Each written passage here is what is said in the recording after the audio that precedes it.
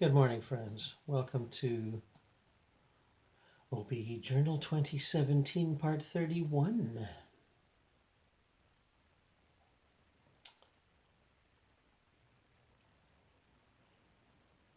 Yesterday, when I reported on the conversation with the member of the hidden economic elite of the world that the critics will slam as globalists and one-worlders and a number of other epithets that imply they're doing it all behind closed doors in a very undemocratic way.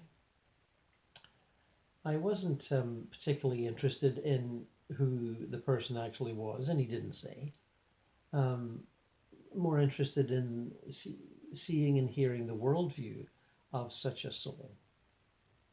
And I should, just as a quick reminder, point out I was talking to him when he was out of body and not dead. At least it seemed that way to me. He certainly didn't talk of it.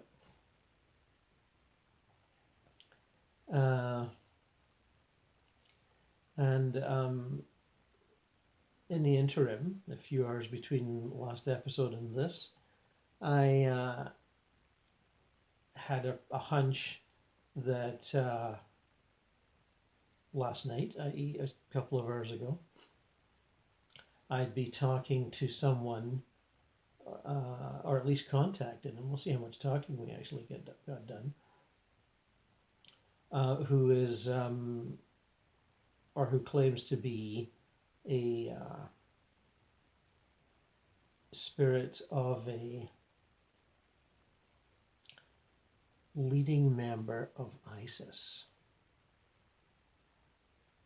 Now, it could be a lot of, ISIS has a lot of wannabes, and all of them think they're leading members. Certainly not. He didn't claim to be the leader, who are newspapers have been telling us Baghdadi, if that's his name, was killed some weeks or months ago. They don't have any incontrovertible evidence that he's been killed, but anyway, certainly not claiming to be him, but some kind of mid or upper level policymaker. And I thought it would be interesting to try and get a slice of his worldview. Now, he did appear, he is deceased, he is a spirit, and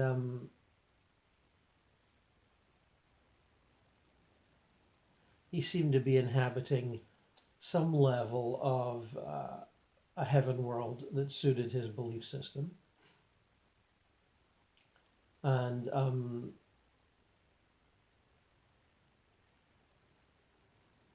I just executed,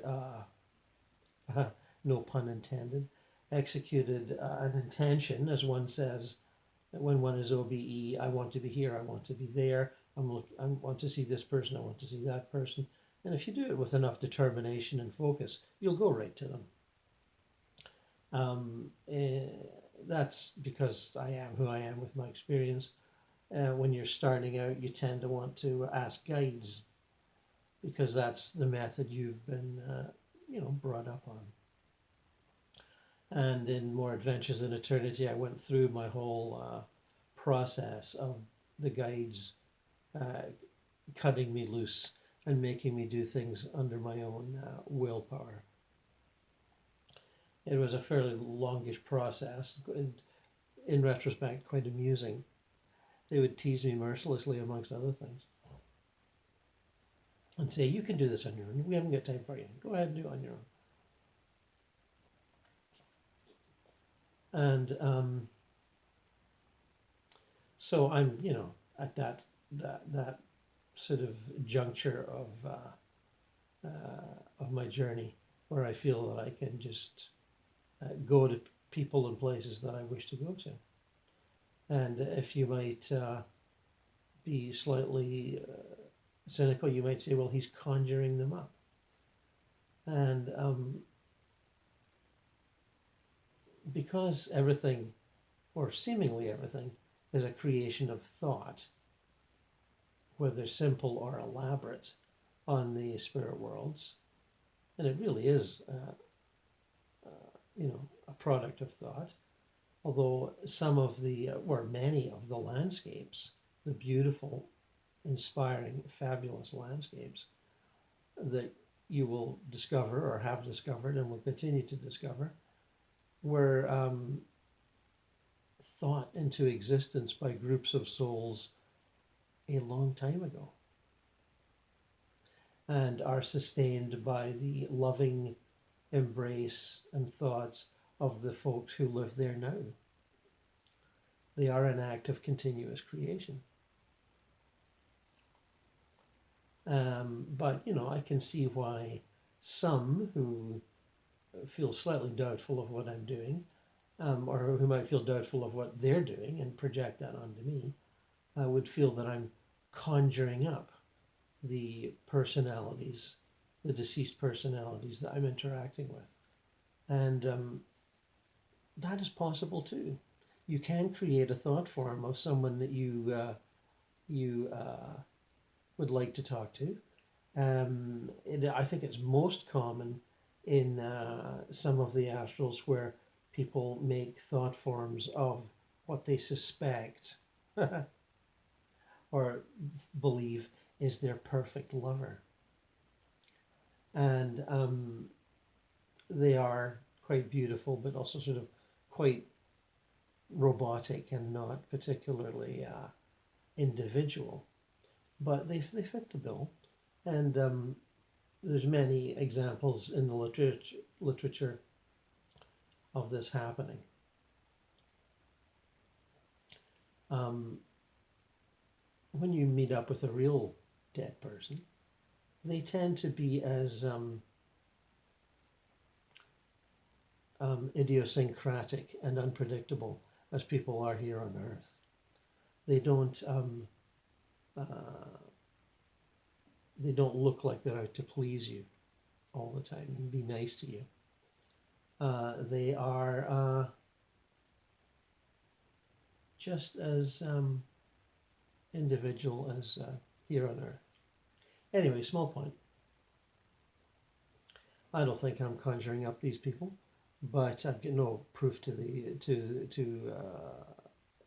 convince you otherwise. You need to be convinced by my performance, if you like. So I found myself last night in this paradise world. There's lots of them, of course. And how did I know it was the ISIS one, or the one shared by some members of ISIS? I'm not saying they're all there. So a lot of them aren't, particularly the ones that have sacrificed themselves for the cause and then feel a little, gypped or have an attack of conscience, as many soldiers, participants in wars do, have an attack of conscience and then feel that their sort of aggressiveness and cruelty and ruthlessness has barred them from heaven rather than gained them entry. But, that's another story. This fellow seems not to be troubled by any of that.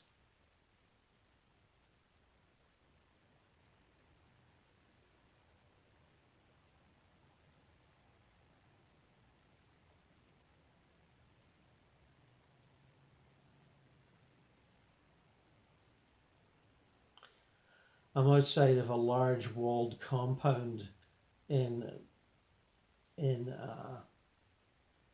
atmosphere landscape that looks like somewhere in the Middle East, and not something I'm certainly a scholar on. I can't tell one Middle Eastern country from another, much to my dismay. But generally looking like the Middle East. walled compound, fairly fancy looking house. You know, not a mansion, but uh, uh, a large, impressive house on the inside. Gates, wall, guards. Guards looking pretty mean. Challenged me right away. What am I doing here? Who am I? And how dare I approach? They are quite aggressive, and I sense are about to grab me when I shoot up. One steps forward, and I just kind of shoot up like that over the fence and down again, which causes a great deal of fuss. And but then I've disappeared, made myself disappear. So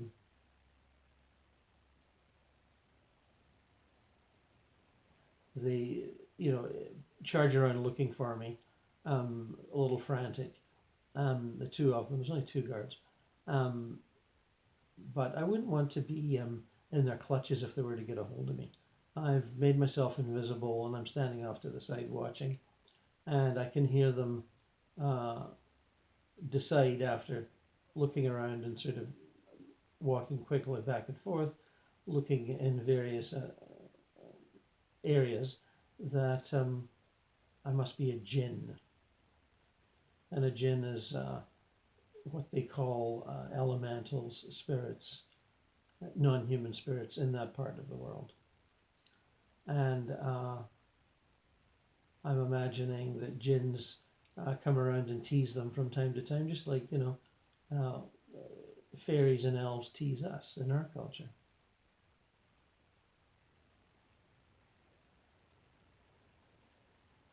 Anyway, I've avoided that particular confrontation and possible imprisonment, although as a long-term astral traveler, if you like, I've been in other areas where enforcers of the belief system, they would see themselves as enforcers of the peace, um, try to detain you, and will detain you if you let them.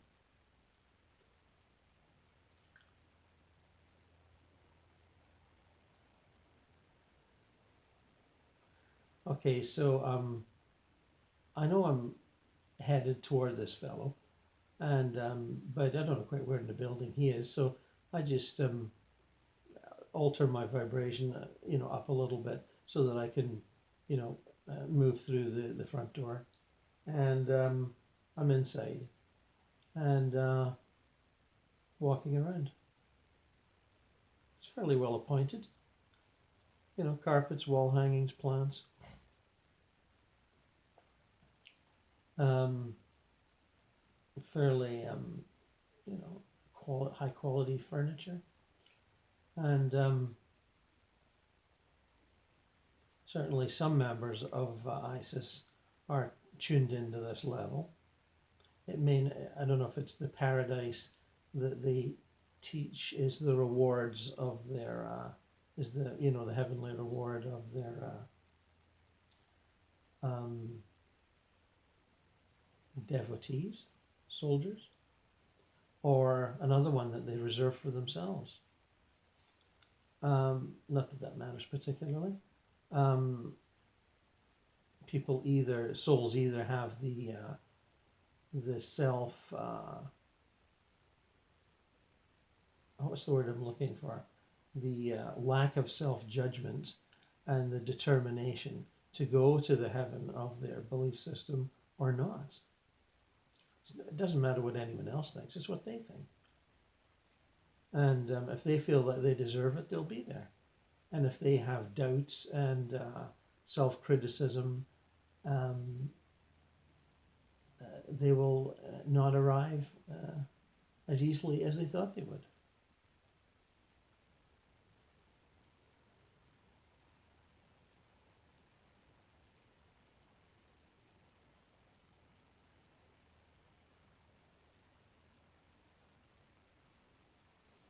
I walk around and,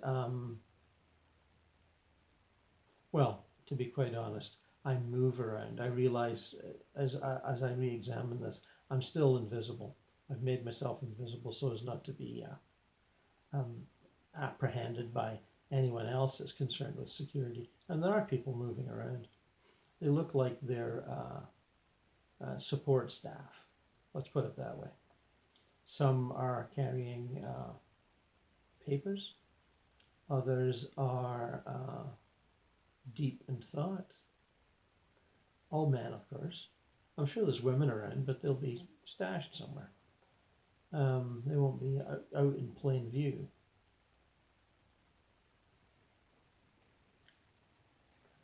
Probably with some children, I would guess. Or I don't. I'm just guessing. I don't know.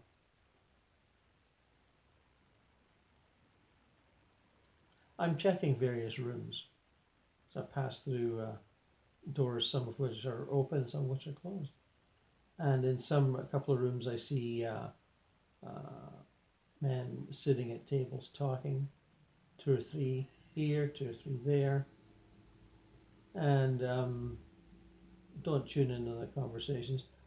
And I'm just going on my intuition that I will find the guy that I'm after.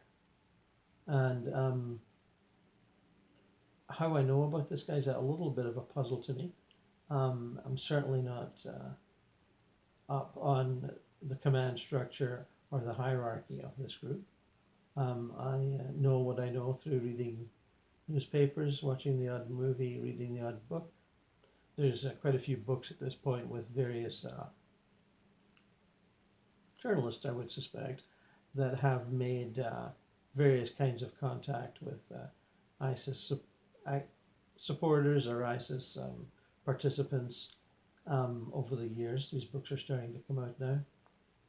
And I've glanced at a couple of those, but I'm certainly no scholar on these matters, not at all. And their movement, it doesn't intrigue me that much.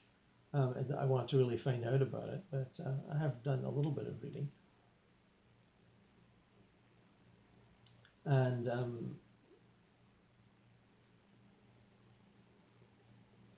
I just, as I say, have an inner knowing that I'm going to find this chap, whoever he is. And sure enough, I do. He's sitting by himself. I'd say sort of sunk in contemplation. I don't think it's prayer. I think it's some sort of contemplation of whatever. Doesn't really matter. I sit down beside him and then manifest. I mean, I move my spirit to where he is, sit down, and then allow the spirit body to manifest. And I'm obviously not from his culture. And he sees me and looks shocked. Not frightened. Not a man who's going to call for a guard to protect him, but a man who's amazed to see something or someone challenge his assumptions just by being there.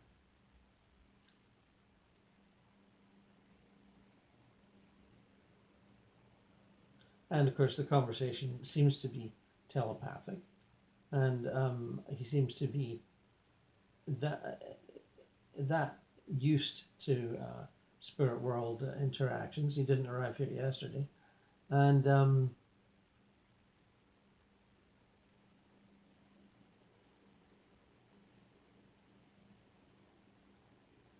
the first thought is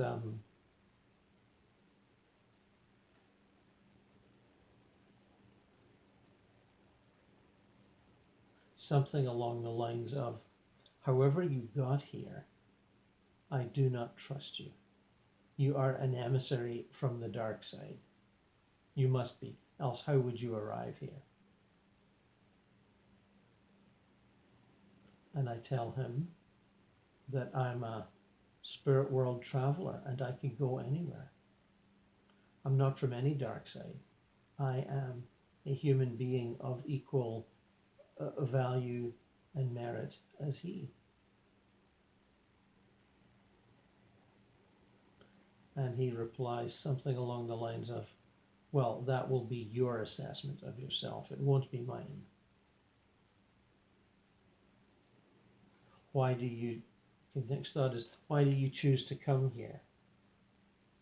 And I reply, because I wish to hear your viewpoint on your group's activities and goals.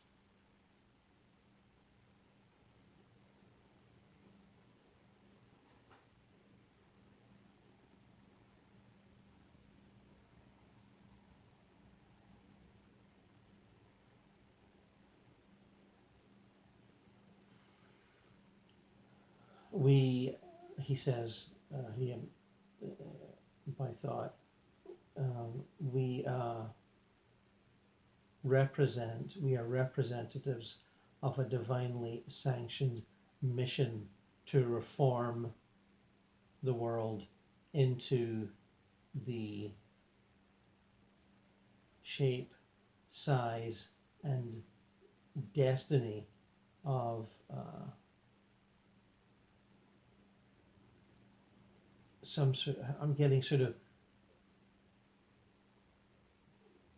pure servers of God. That sounds a little clumsy. That's not maybe quite what he means. But it definitely the sense of ending the corruption of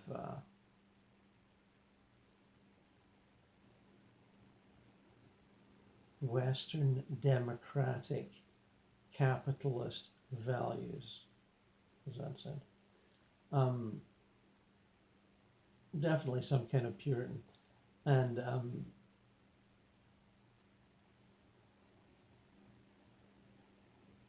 the world, he's saying, has to be returned to its pristine original state when God was not mocked and his ways were followed to the letter.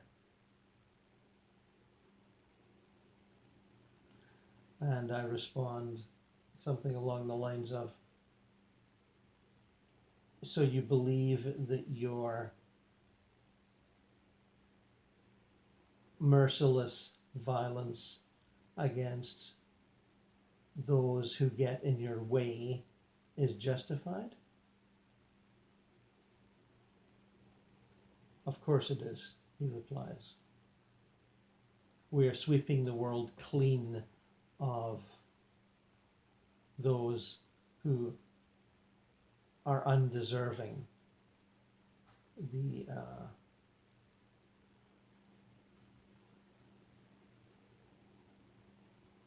The blind, what's he going to say?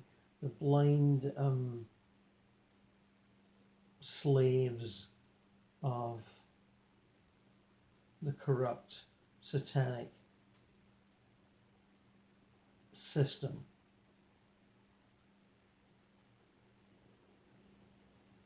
Those who do not have the courage to follow our ways.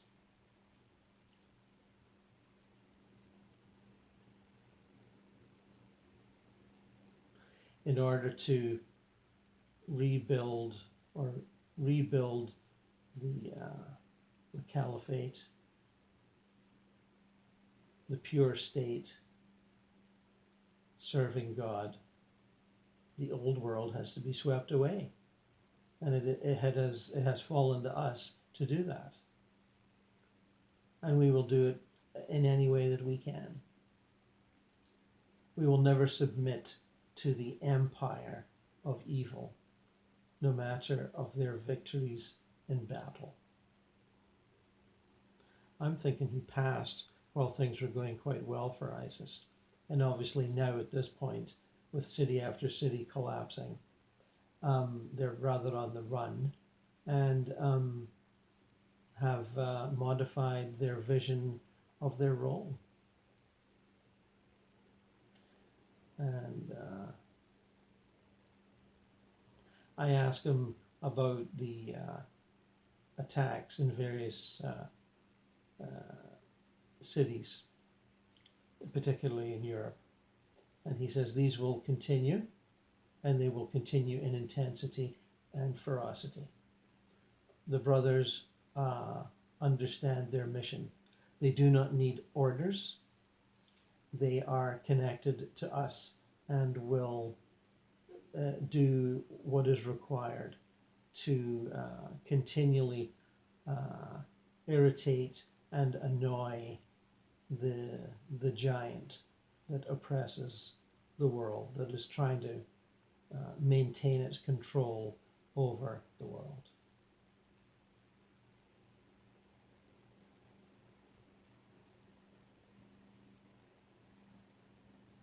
Obviously, I'm not terribly thrilled to hear that, but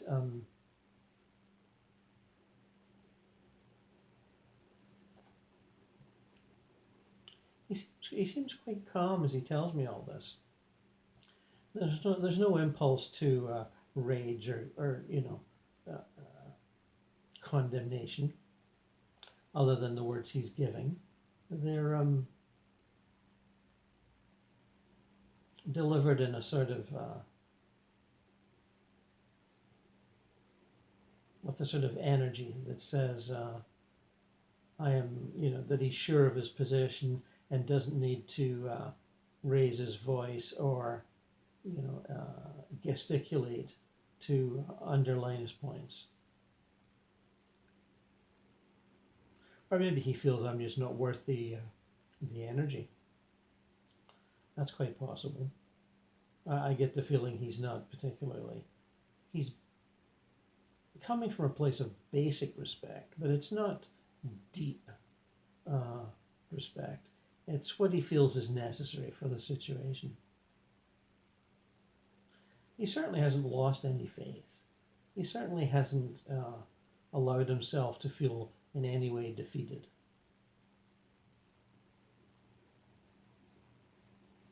I ask him if he and his colleagues can influence actions on Earth from where they are now.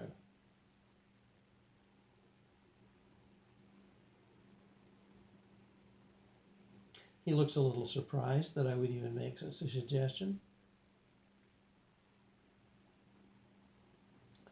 And I'm surprised that he responds. I thought he'd dodged the issue. I'm getting the thought that yes, we can, and we do. And I said, then you're acting like the jinns of your culture. You influence people by whispering suggestions into their ears. He obviously isn't comfortable with the comparison, but he admits that it's on one level quite accurate.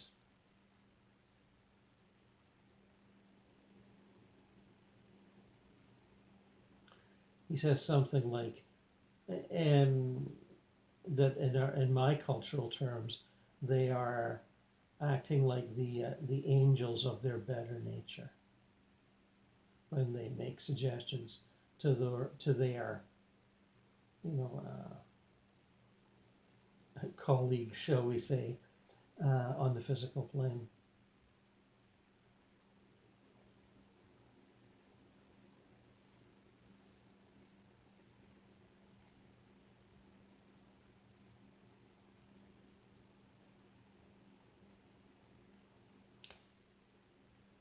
He maybe perhaps anticipating, a criticism coming from me. He goes on to say that their actions and plans and suggestions are no different than the policymakers and planners from the West who sit down and connive the financial takeover of various countries by,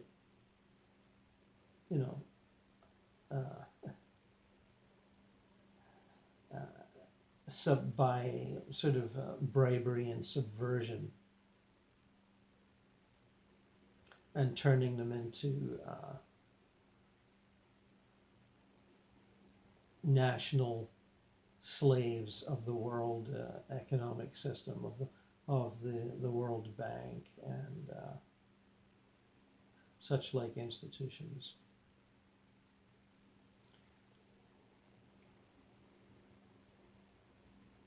He's very polished in his statements of intent and analysis, if you like. He's a little beyond me on this.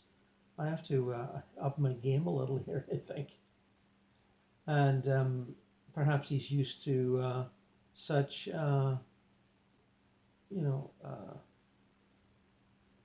interviewees being a little more sophisticated than I. That's quite possible. He shows no sign of impatience or disgust, but his statements are polished and well-rounded, and I'm not giving them their due in my repetition of them here, and I apologize for that. Maybe I'm not quite on form today, but I am there and I am interacting with them.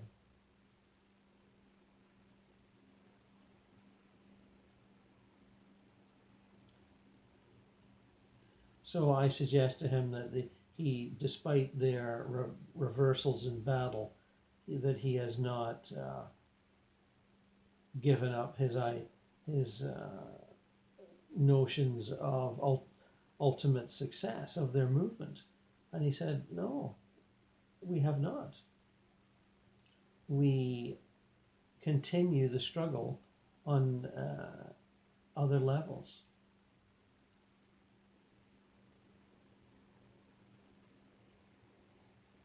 Our tactics have been modified. Our brothers have been informed and will continue to strike the heart of the beast at situations and moments when the beast is most vulnerable.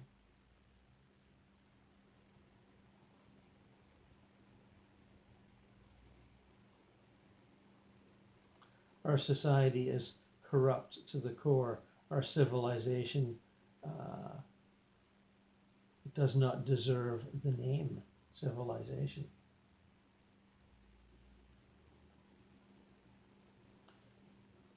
We are so corrupt that we will collapse of our own, inner contradictions. Just sheer rottenness, bred by endless and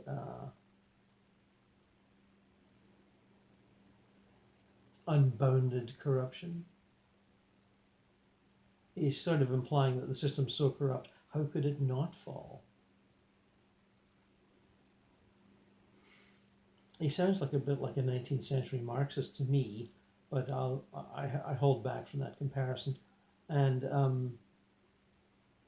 suggest to him that capitalism, however corrupted by human greed and acquisitiveness and desire for more and more power, has this almost magical ability to pull back from the edge of collapse and sustain itself with corrective measures at the last moment. I said, it seems to me that is how it survives. No matter how corrupt you may feel it is, it has an ability, historically proven, to sustain itself. It seems to collapse and then it rises from the ashes. Seems to collapse and rises from the ashes.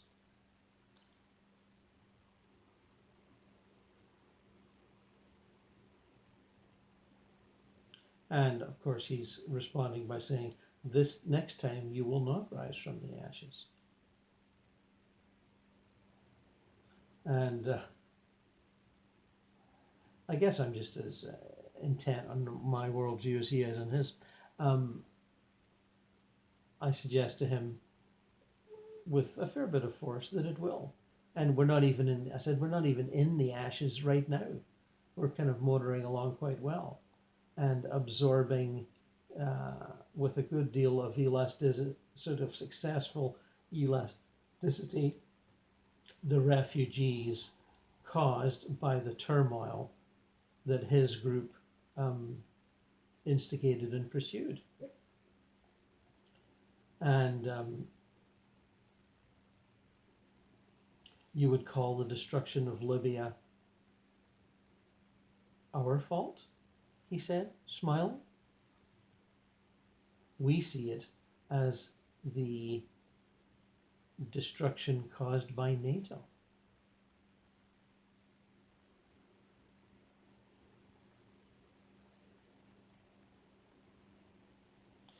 We also see the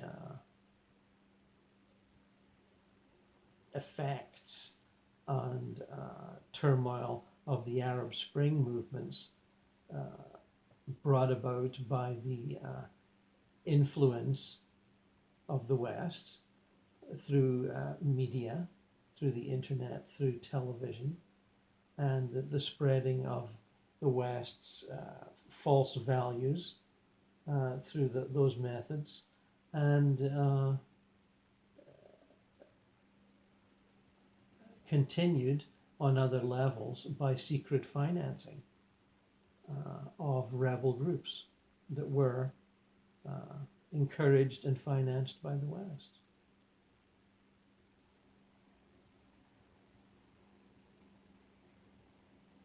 The West thrives on chaos in Arab countries. And has done for many, many years.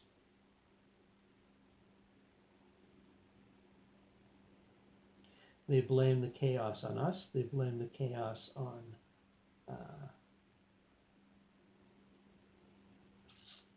rulers who do not listen to their people. They blame the chaos on many things, but it's actually stirred up and financed by the West. And I offer a moment of an agreement with him, suggesting that there are many voices in Europe and America who have suggested that the governments and militaries of the West do actually do this, thrive on chaos. And they sow chaos in order to thrive on it. Whether the thriving is massive arms deals or manipulation of stock markets, or supplying not just arms, but also all the other necessities of those who have destroyed their own infrastructure in the conduct of civil wars, stimulated initially by the West.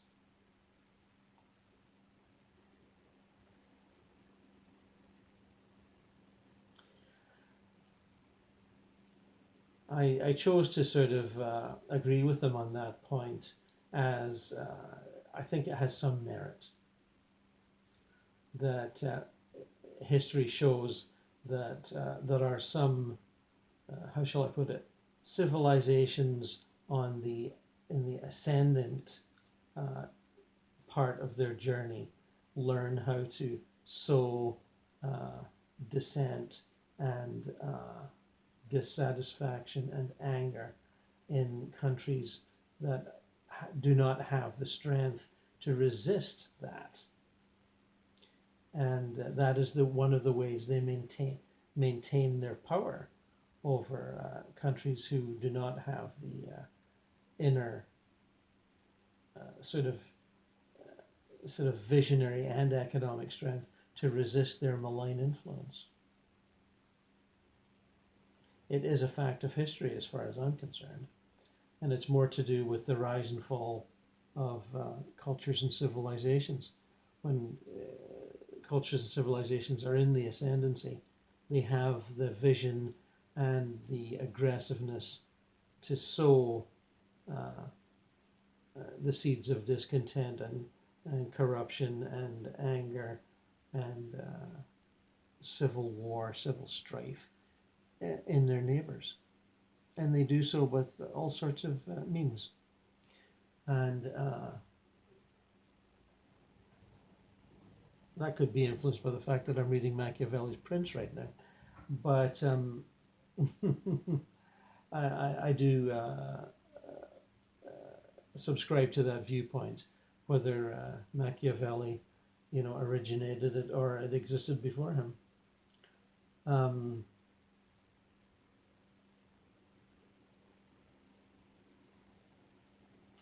That does not, that Machiavellian sort of analysis does not preclude my judgment, if you like, that ISIS is not to be tolerated.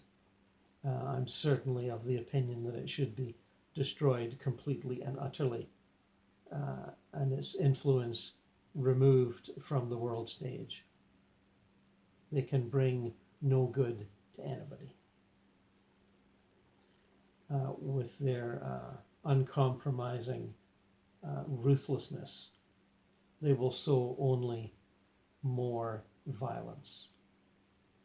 Violence that will never end, because this vengeance, this notion of vengeance, will never lose its force.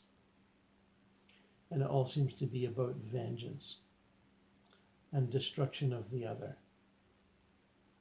And I point out to him in my remarks about the elasticity of the West absorbing refugees and financing refugee camps and charities is one of the great, what's the word I'm looking for? One of the great attributes of capitalism is its flexibility. It is so flexible in dealing with its own corruption, and also its continued collapse and rising from the ashes, as I pointed out. It also intuitively realizes the value of charitable efforts. The more idealistic amongst us see the charitable efforts as a direct response to the advice given by our Christian prophet Jesus, that we should be charitable to others, that it is in our nature, and that would never not be in our nature, and we just have to exercise that function as often as possible. And amongst the more less idealistic amongst us, in the capitalist worldview, we see all refugees as when they have been raised up through charitable work and given new focus in life as potential consumers. Everyone is a potential consumer in the capitalist worldview. And that is a sort of a linchpin of our system. Raising people up through charitable efforts, socialized medicine, free education, all the aspects of our, social safety net. And as I say, the idealistic amongst us see that as a function, a direct result of our Christian beliefs. helping those that are, less fortunate than ourselves. And amongst those that are not so idealistic, it's a mere practical measure to ensure the endless supply of consumers. Either way, I feel that despite its many faults, and I'm not naive about any of that, laissez-faire capitalism, either restrained or not restrained by democratic socialist governments, is the way forward.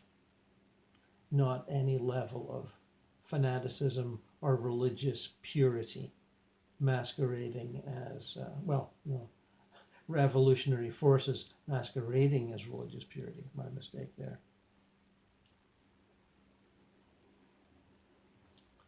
And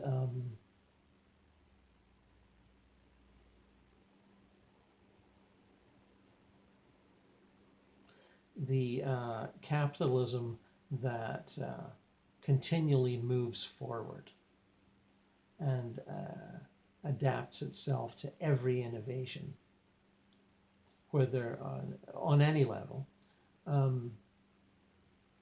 is ultimately healthier for the planet than any conservative, backward-looking, rosy glow attempts at recreation of former glories. Those that attempt to recreate former glories are always living in an illusion. The former glories never were as glorious as they fantasize. Never. And any study of history will show you this.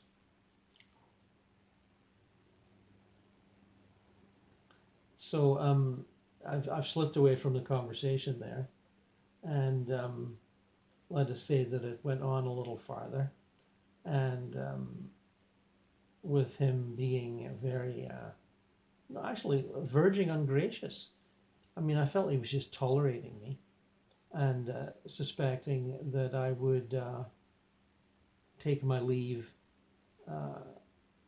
without disturbing him too much. He had heard the various viewpoints and arguments that I came up with before, wasn't particularly surprised by any of them, and nor was he converted in any way. This was a polite clash of worldviews. And I offer that to you as an indication that of one more aspect of life in the afterlife that is quite similar to here. People's strong viewpoints are sustained. Not everyone, but many have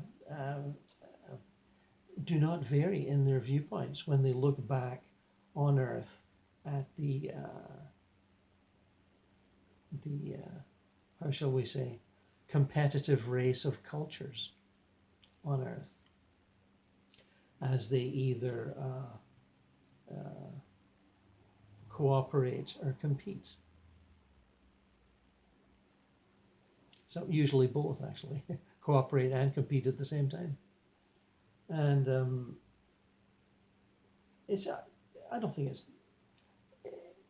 it's a small point, but it's one worth remembering, because there's a lot of, when we engage in this sort of activity, this naive assumption that because people have found that life is indeed eternal and paradise is indeed as wonderful as we dared to suspect from time to time, that all men are brothers and hugging each other in joy. And although that is true in large parts of the astral plane, it is not true everywhere. And I guess I've made that point before, but I'll make it on this level too. Political differences continue. And but again, how much does it actually matter? No one can harm you on the astral plane, and they can try. And if you're naive enough or a newbie, you will be, subjected to various limitations, and by those who would like to do that to you. But if you assume the reins of an unlimited astral traveler, as I know all of you are and can do,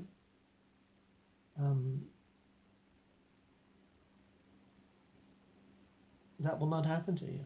So practice the continual throwing off of mental shackles as you explore your eternal life. They're there, hiding in the shadows, in your own thoughts. So always remember, throw them off. You can do anything and you can be anywhere. And you can interact with whom you wish to interact. And with that, I'll say good morning.